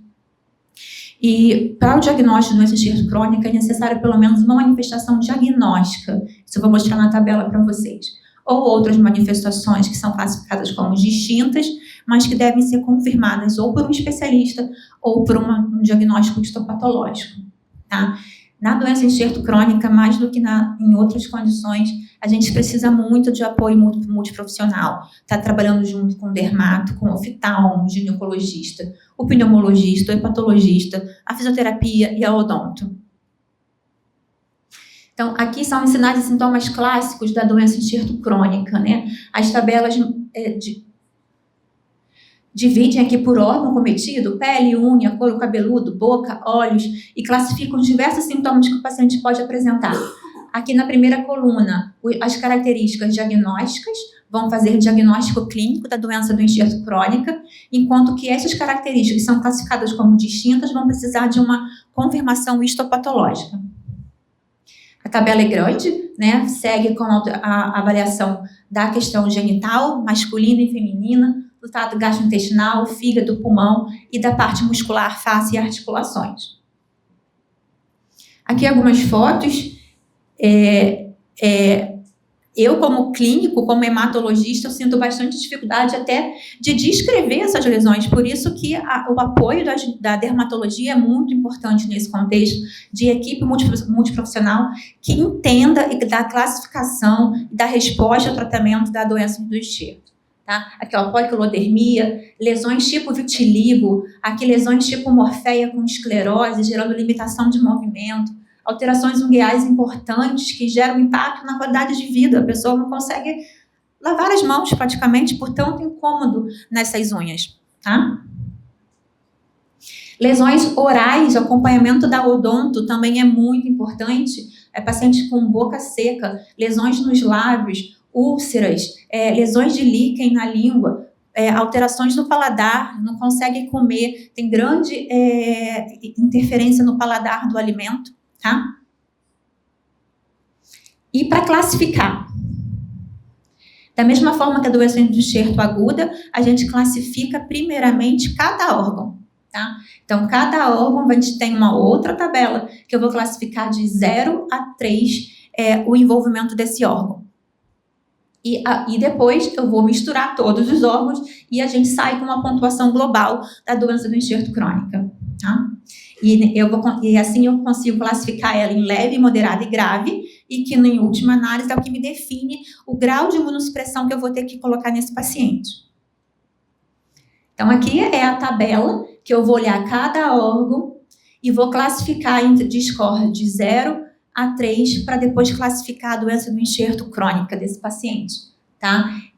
Cada órgão tem um jeito de classificar. Por exemplo, a pele, eu vou aqui sinalizar qual alteração que eu tenho, mas isso não interfere na classificação. O que vai interferir na classificação é a extensão do acometimento da superfície corporal, tá? Da mesma forma, a boca. Os olhos, preciso do oftalmologista aqui para fazer essa classificação para mim. Trato gastrointestinal, O fígado vai ser de acordo com exames laboratoriais, de acordo com a bilirrubina e as transaminases.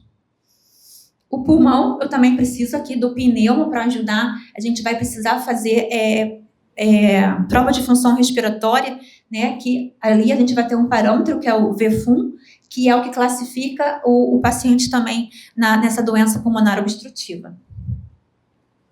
E depois que eu classifiquei cada órgão, a gente mistura tudo e sai a classificação global da doença do enxerto. Por exemplo, a doença do enxerto crônica leve é quando eu vou ter de 1 a 2 órgãos envolvidos, mais uma pontuação que seja no máximo 1, e eu não posso ter acometimento de pulmão, em nenhum grau. A doença do enxerto crônica moderada, eu posso ter 3 ou mais órgãos envolvidos, com pontuação 1 em cada órgão, ou pelo menos um órgão com classe 2, e o pulmão, no máximo, 1. Então, a gente tem que andar com a tabelinha, né? É difícil decorar isso. E a doença do enxerto crônica grave, eu vou ter acometimento pulmonar grau 2 ou 3, ou pelo menos um órgão com classe 3, que era aquela classe máxima, tá?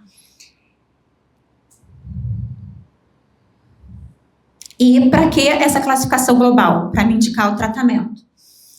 A classificação global leve, eu não tenho indicação de tratamento sistêmico, com exceção de uma condição que eu tenha um alto risco de mortalidade. E qual é essa situação? Um critério laboratorial, aparentemente até bobo, como uma plaquetopenia menor que 100 mil, ou o surgimento de doença do enxerto crônica num paciente que já esteja usando corticóide por um outro motivo. Tá? Na classificação moderada e grave, eu vou ter de início, tratamento sistêmico, tá? Então, vamos lá. A forma leve sintomática geralmente deve ser tratada apenas com agentes tópicos. Novamente, o apoio da dermatologia, da odonto, nos colutórios, nos cremes hidratantes, nos corticóides esterópicos tópicos, a ginecologista também, que pode prescrever terapia hormonal local. E a DEST moderada grave, eu vou ter a ciclosporina associada à prednisona. Da mesma forma, aí já numa avaliação que não é tão rápida, entre 7 e 14 dias, a avaliação da resposta à doença do enxerto crônico no tratamento, ela é mais demorada.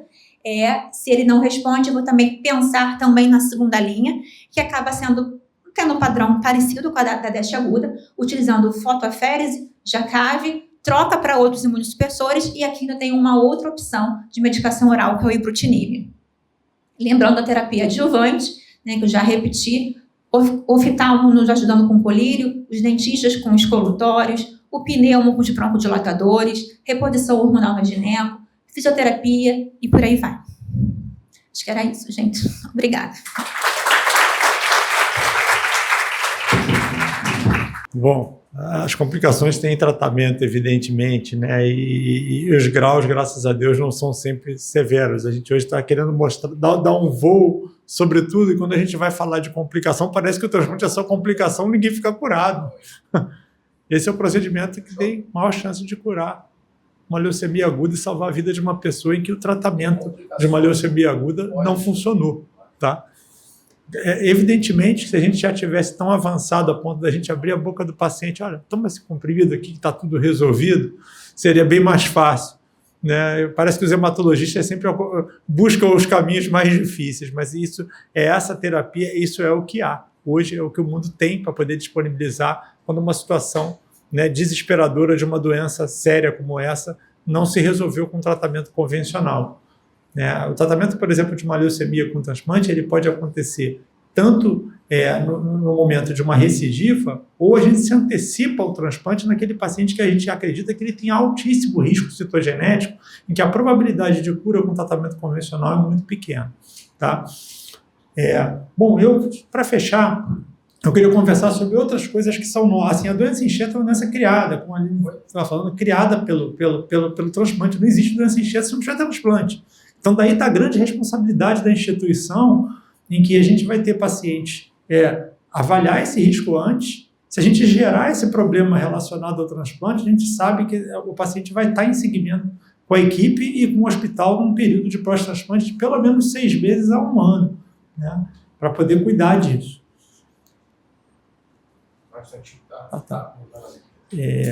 Então assim, quando a gente traz o transplante alogênico numa instituição, a gente está trazendo realmente o conceito de instituição, sabe? Nós não somos, não diminuindo os cirurgiões, mas o conceito de que o sujeito vem para o centro cirúrgico, faz um procedimento, vai embora para sua casa e acabou. Depois ele acompanha no consultório.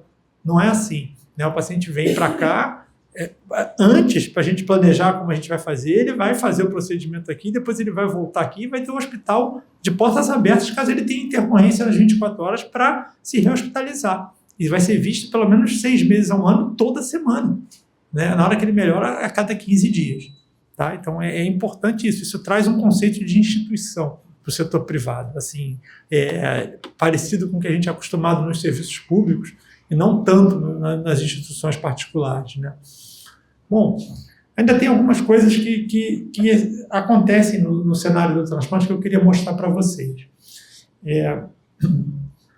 Existe um certo espectro de doenças que podem aparecer, de complicações, na verdade, que podem acontecer quando o paciente está naquela fase em que ele recebe o regime de condicionamento, recebe a medula até o momento da pega. A pega acontece mais ou menos com 20 dias da infusão nos transplantes de medula, quando recebe medula, e mais ou menos com 14 dias quando a gente recebe a fonte de célula periférica.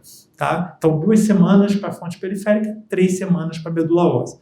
Nesse intervalo de tempo, a lei das infecções, como a Laura falou muito bem, a doença enxerto aguda costuma ser alguma coisa que acontece depois da pega, né? Existem algumas complicações que podem surgir nesse período e que eu gostaria de chamar a atenção.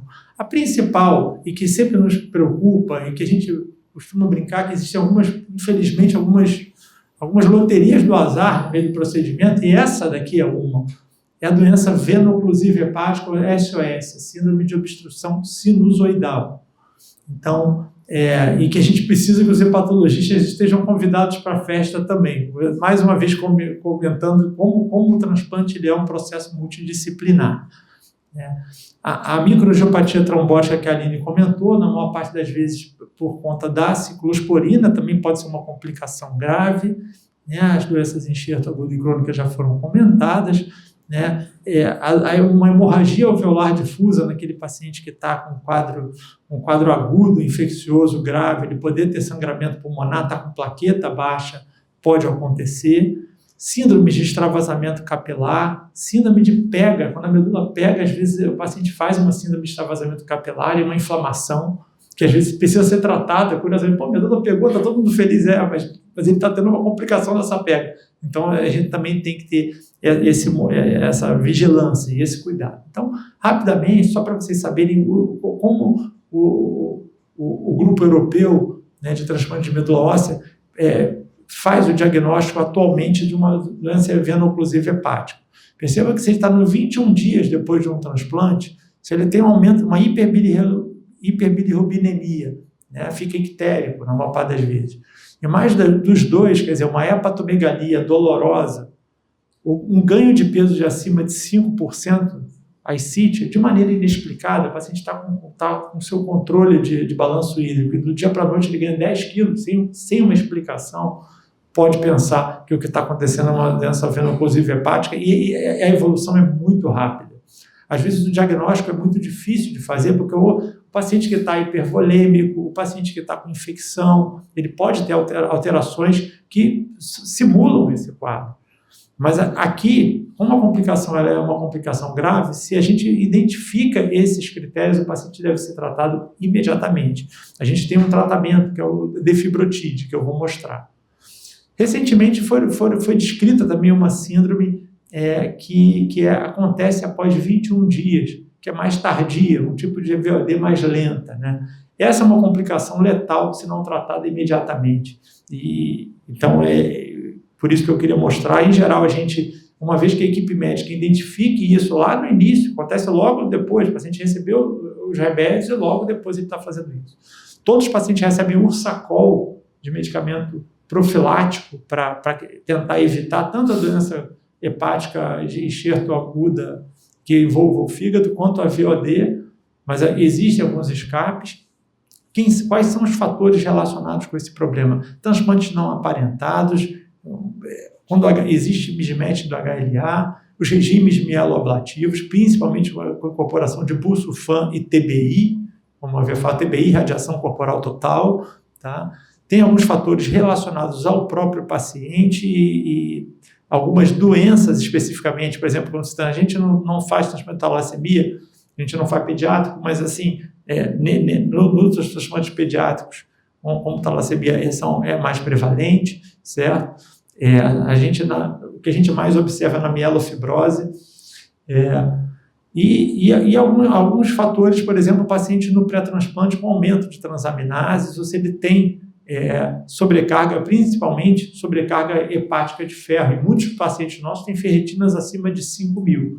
Então, é até uma estratégia, assim, há tempo, se for um transplante eletivo, a gente tem transplantes de medula, também não falei sobre isso, outra coisa curiosa, alguns que são eletivos, o paciente está em tratamento ambulatorial, ele pode transplantar na hora que a gente achar melhor, a gente pode preparar ele. Mas tem paciente não, eles são uma emergência, eles têm uma leucemia aguda que não está respondendo ao tratamento, ou respondeu, a gente não sabe por intervalo de tempo e efetivamente a gente precisa transplantar esse paciente. Então, em algumas situações a gente vai ter que assumir esse risco, sabendo que pode acontecer a VOD. São situações frequentes da nossa prática. Vejam que mais de 1.000 pacientes foram incluídos nesse estudo.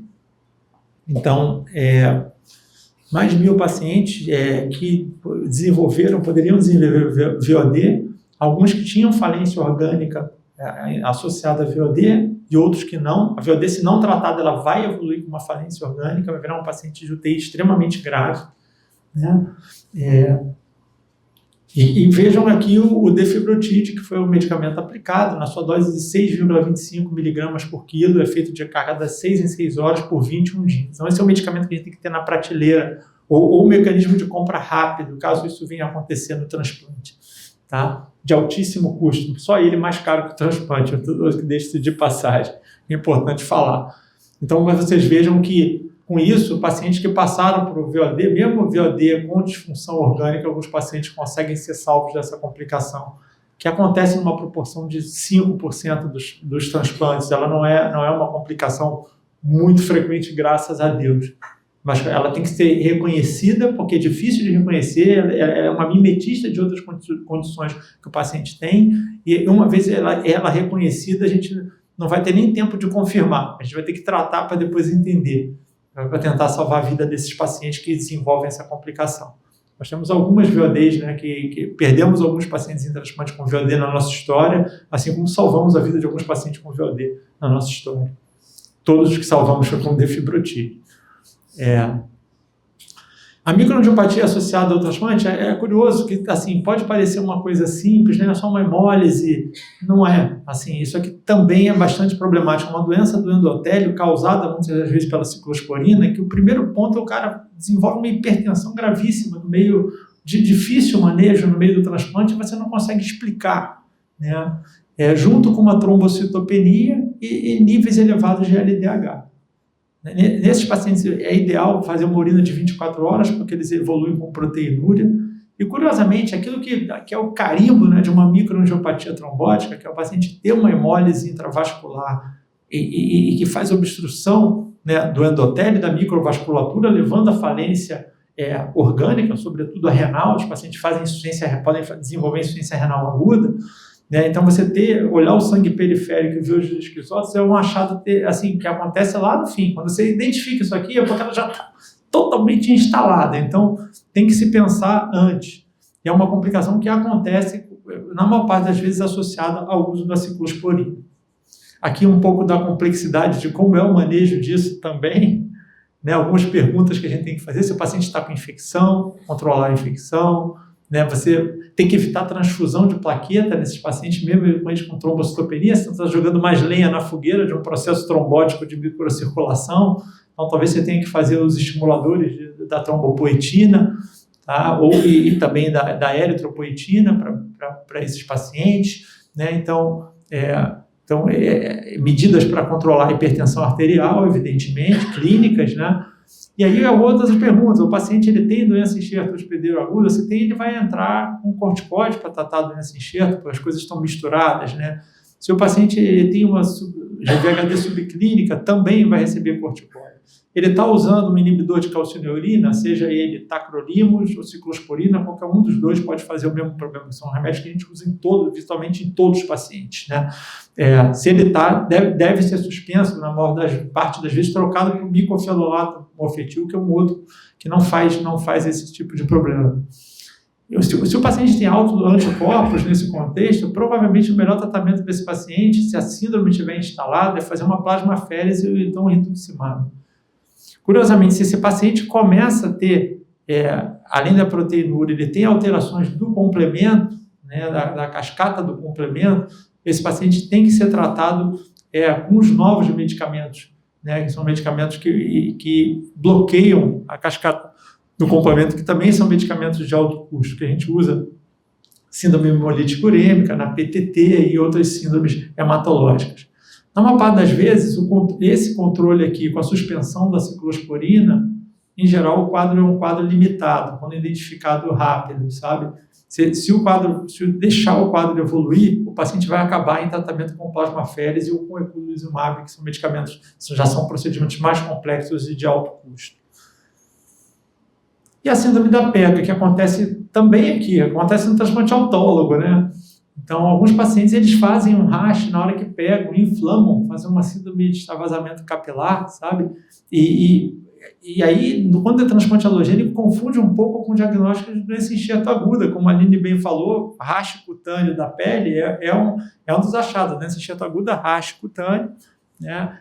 Uma diarreia bastante séria e uma hepatite é a tríade da doença enxerto hospedeiro aguda. Se o paciente apresenta um rash cutâneo, sem ter esse comemorativo de diarreia e os outros que fecham uma síndrome de uma doença enxerto aguda, o que a gente vai fazer é o corticoide. É curioso que o corticoide trata as duas condições. A doença enxerto aguda é muito tratável com corticoide. 60% dos pacientes vão entrar em remissão com corticoide na doença enxerto aguda, né? E aqui também. Então, eu acho que por aqui eu termino. Era só para falar um pouquinho dessas três condições. Se a gente tiver um tempinho e quiser responder perguntas para o grupo, eu sei que hoje o dia foi um dia intenso, muita informação, despejo de informação, mas eu digo que a gente foi bastante sutil.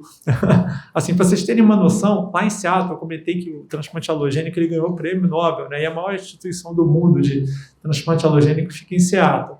Vocês sabem qual é o tempo de uma consulta médica quando um paciente vai fazer um transplante alogênico lá? 4 horas. O paciente passa não só com o médico, ele passa por todo mundo. A primeira consulta, já viram uma consulta durar 4 horas?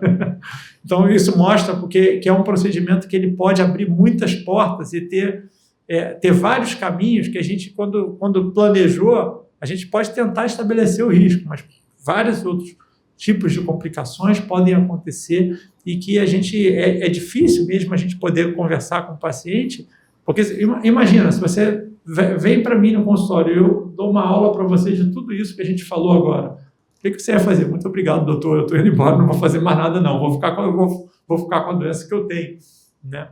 E de fato não vai acontecer tudo, mas cada um vai ter o seu desenho. Alguns pacientes têm um desfecho muito tranquilo, enquanto outros pacientes têm um curso bastante complicado. Né? Às vezes é possível tentar prever, né? Eu acho que o que está nas nossas mãos é o que a gente tem que fazer, ter um cuidado integrado de equipe desde o início, desde o período pré, durante e ter muita atenção no pós também. Tá bom? Agradeço a atenção de todo mundo e se tiverem perguntas para qualquer um de nós do grupo, vai ser um prazer. Roberto, você colocou lá que antes do transplante é importante a consulta com a equipe multidisciplinar, tendo em vista que a gente tem um pouquinho de cada equipe multi aqui. Fala um pouquinho para a gente quais são as abordagens e o principal olhar que a gente tem que ter antes e quando esse paciente tem a PEGA que vai para casa, quanto tempo que eles continuam voltando, se é semanal, a cada 15 dias, como é que é esse retorno? Quer responder, Aline? Bem, no pós-transplante, Débora, a gente às vezes tem que trabalhar com o ideal versus o que dá para fazer, né? Porque a gente tem a questão convênio no meio disso tudo, tá? Mas o que a gente, no mínimo, briga é que seja uma consulta semanal no pós-transplante. Eventualmente, vai ter casos de que, às vezes, 2 consultas seria o suficiente para com que ele não precisasse ser reinternado. Mas dificilmente isso é entendido pelos convênios, tá? Então, acaba que eles acabam tendo uma frequência de reinternação aí no pós-transplante para fazer esses ajustes. Mas o paciente indo bem, ele consegue vir ao esse day clinic pós-transplante semanal por um período. Depois a gente vai espaçando para 15 dias, a cada 3 semanas, a cada mês. E muito importante, nesse semanal, ele vai colher principalmente os exames, né? Ele vai seguir coletando o perfil de infecção, CMV, EBV, galacto. A gente tem que ter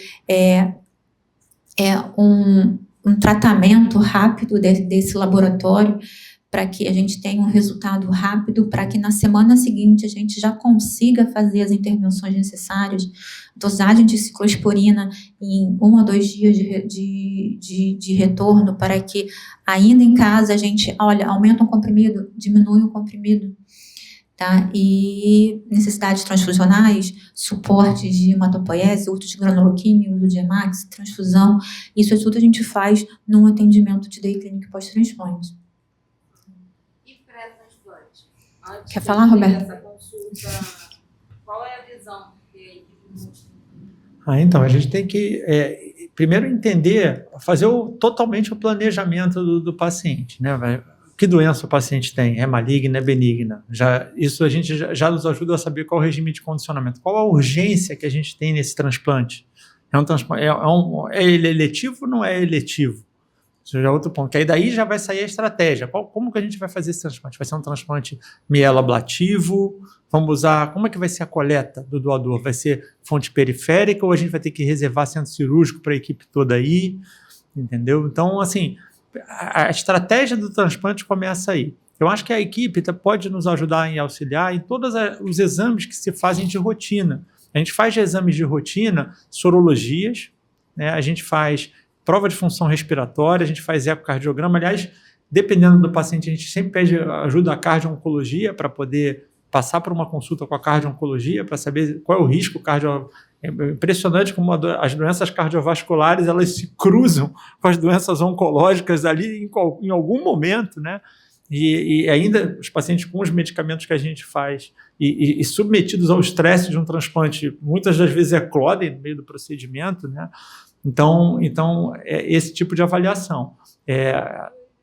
Por exemplo, junto com o banco de sangue, a gente saber se o paciente tem incompatibilidade do sistema AB0, porque isso tem implicações no transplante. Como é o status de citomegalovírus do doador e do receptor? Como é que esse doador e receptor, assim, doador também tem que ter saúde, né? Tem que ter saúde. Se ele for para centro cirúrgico, imagina, né? Tem que passar por uma avaliação pré-operatória completa. Mesmo na doação periférica, ele vai colocar um catéter e vai circular o sangue dele lá. Se ele for um cardiopata, imagina. É preocupante. E se o doador for uma criança? Precisa até de autorização judicial, sabia? Se tiver menos de 18. Então, assim, tem uma série tudo isso tem que ser visto aí. E a condição social dessa família. E a condição psiquiátrica dessa família. Assim, quer dizer, tá todo mundo bem da cabeça?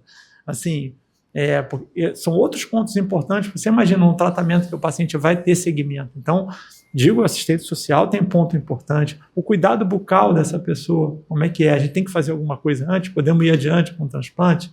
Status nutricional dessa pessoa. Então, assim, a equipe multidisciplinar vai ser capaz de determinar isso tudo. Cada um vai falar e ter na sua cabeça dos riscos, né, do que a gente vai fazer. E medicamentos que a gente vai precisar nesse transplante. A gente vai precisar, esse paciente já teve... recentemente teve uma história bem curiosa. O Ramon está aqui.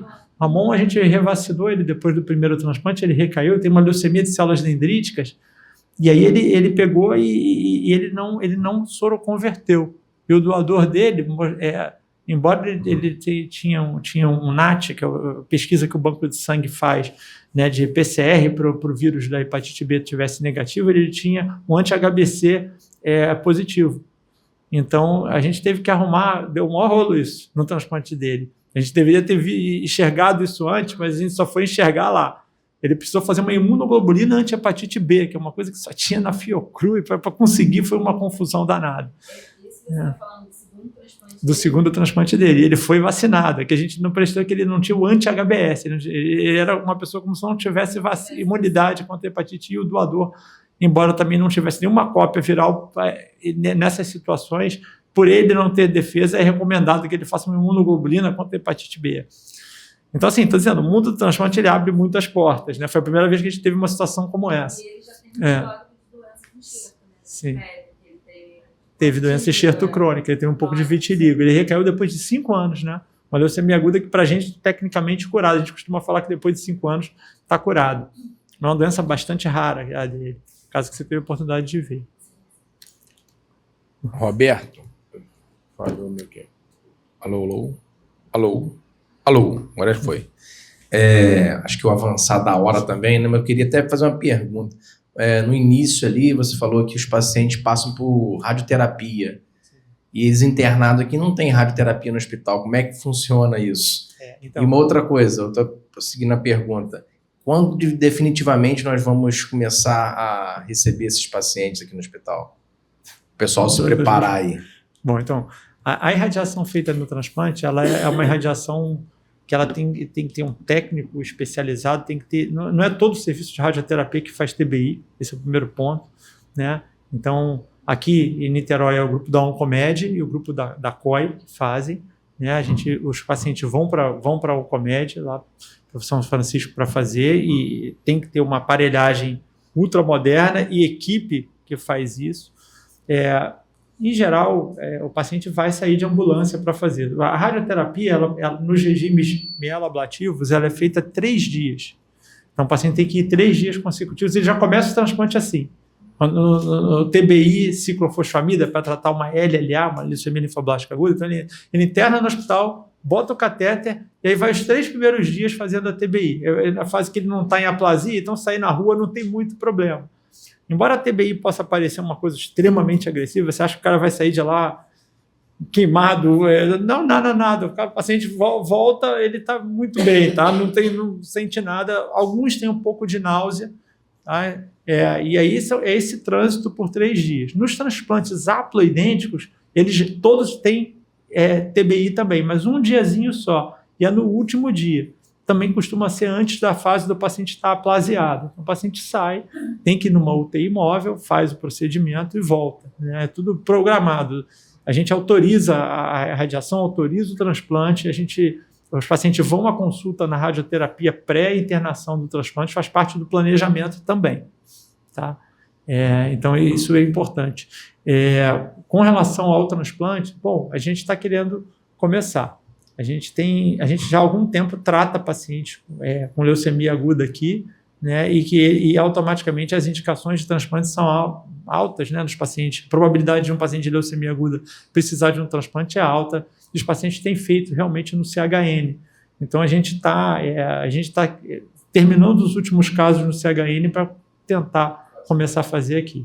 Então, a ideia a gente já está autorizado, a gente tem uma unidade que é compatível, né? A gente precisa de alguns ajustes internos de plantão da equipe multidisciplinar e o planejamento do Day Clinic. E, claro, a parte comercial, porque costurar essa parte comercial é bastante complexa, porque são 3 períodos diferentes.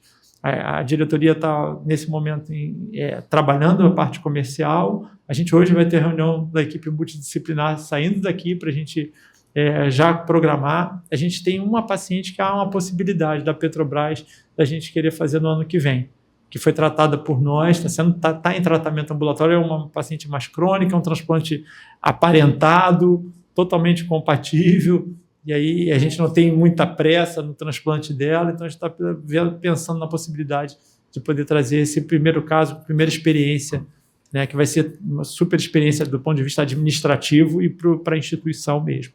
Então, acho que, pelo avançar da hora, né? Acho que todo mundo ficou curioso aí com muitos outros questionamentos. Acho que vai ser uma frequência aí em 2025, né? Tomara que sim. A gente possa estar contribuindo positivamente para isso. Gostaria de, mais uma vez, Roberto, agradecer aí a sua presença, né, tão ilustre aqui no nosso hospital. Espero que dê tudo certo, que seja sucesso como as outras terapias que você vem proporcionando nesses anos aí anteriores, né?